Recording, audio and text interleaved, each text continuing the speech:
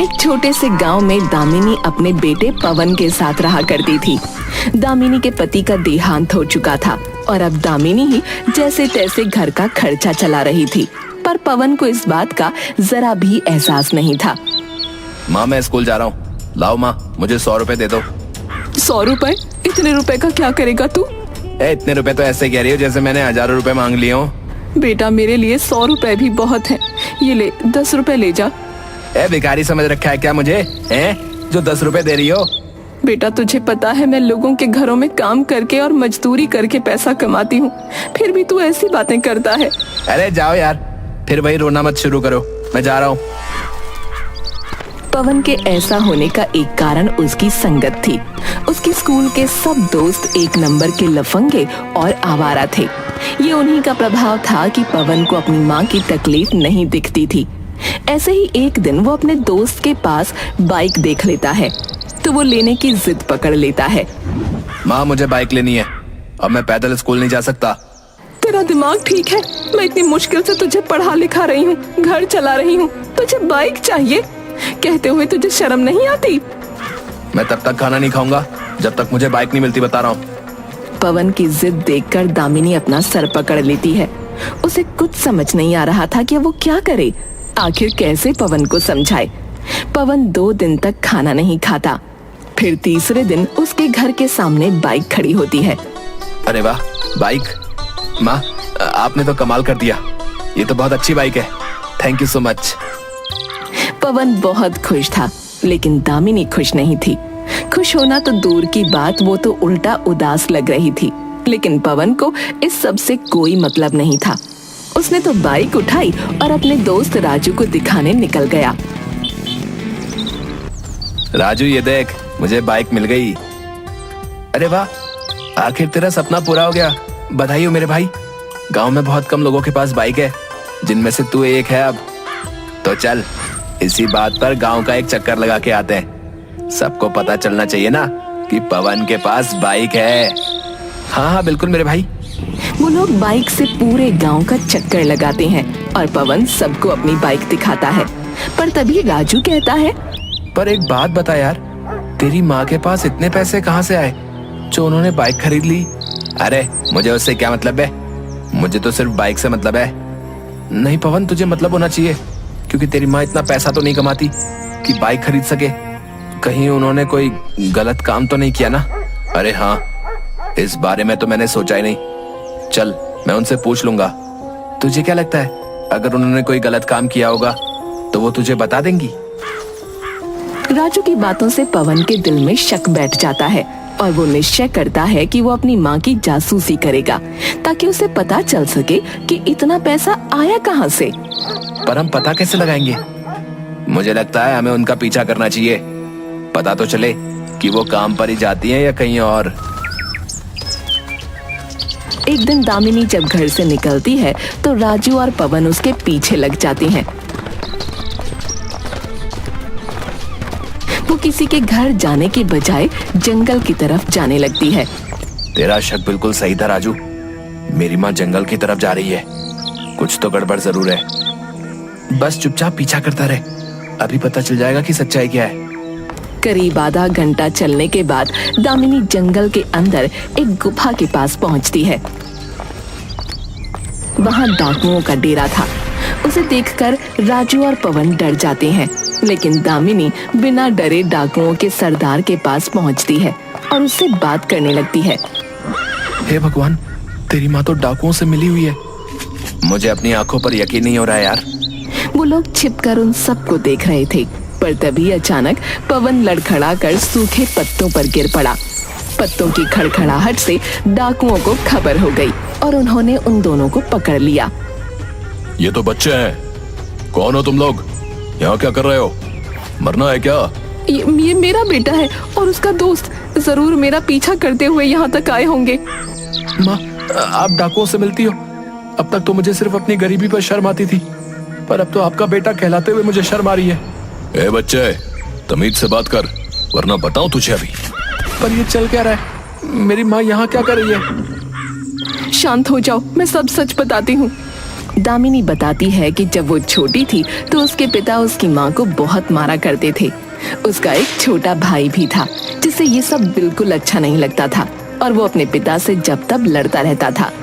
एक बार उन्होंने उसे मारने की कोशिश की, पर उसी दिन गांव में डाकुओं का हमला हो गया। उन डाकुओं ने उसके भाई को बचाया और अपने साथ ले गए। पिता शराब के चक्कर में कुछ ही समय बाद मर गए और माँ को घर संभालना पड़ा। तब दामिनी अपने भाई को वापस लेने भी गई, पर वो अब डाकू बन चुका था। वो भाई कोई और नहीं, यही डाकू कलुआ है जो अब डाकुओं का सरदार बन चुका है। मतलब ये डाकू तेरा मामा है? बताओ माँ, क्या सचमुच ये मेरे मामा है? हाँ, और इतने सालों बाद मैं इसके पास इसलिए आई क्योंकि तुमने मुझे मजबूर कर दिया। वो बाइक इसने ही दिलाई है। हे भगवान, मेरा दिमाग समझ नहीं पा रहा है कि ये क्या हो रहा है। तुम्हारे मामा डाकू जरूर हैं, पर इसने हमेशा गरीबों की मदद करी है। अमीरों से लूट कर गरीबों को देना ही इसका काम है। मैंने तो अब तक मना कर रखा था कि मेरी कोई मदद ना करे, पर तुम्हारी वजह से मुझे इसके पास आना पड़ा। मुझे माफ कर दीजिए मामा, मुझसे बहुत बड़ी गलती हो गई कि मैंने आपको नहीं पहचाना। और माँ, आप भी मुझे माफ कर दीजिए कि मैंने आपको गलत समझा। तुम बिल्कुल गलत चीज के लिए माफी मांग रहे हो। माफी तुम्हें इसलिए मांगनी चाहिए क्योंकि तुमने अपनी गरीब माँ को परेशान किया। वो इतनी मेहनत और ईमानदारी से काम करके तुम्हें पढ़ा लिखा रही है और तुम उससे ऐसी फिजूल की चीजें मांग रहे हो जिनके लिए उसे मेरे पास आना पड़ा। तो आप बाइक वापस ले लो ना, मुझे वो बाइक नहीं चाहिए। नहीं नहीं, जो मैं दे चुका सो दे चुका, वो वापस नहीं लूंगा। ठीक है, पर मुझे अपनी गलती का पश्चाताप करने का मौका दीजिए। मैं चाहता हूँ कल रात का खाना आप हमारे घर हमारे साथ खाओ। क्यों माँ, सही रहेगा ना? अरे नहीं नहीं, इसकी कोई जरूरत नहीं है। नहीं कलुआ, पवन बिल्कुल सही कह रहा है। तुझे हमारे घर आना चाहिए। वैसे भी बहुत समय हो गया है, हमने साथ बैठकर खाना नहीं खाया। चलो ठीक है, मैं आऊंगा। इसके बाद वो तीनों वहाँ से लौट जाते हैं। अगले दिन कलुआ डाकू उनके घर रात के खाने के लिए आता है। वो साथ में बहुत सारे तोहफे भी लाया होता है। अरे, इसकी क्या जरूरत थी भाई?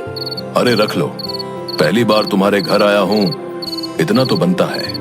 चलो ठीक है। अच्छा पवन बेटा, जाओ जाकर अपने दोस्त राजू को भी बुला लाओ, वो भी हमारे साथ खाना खाएगा तो अच्छा लगेगा।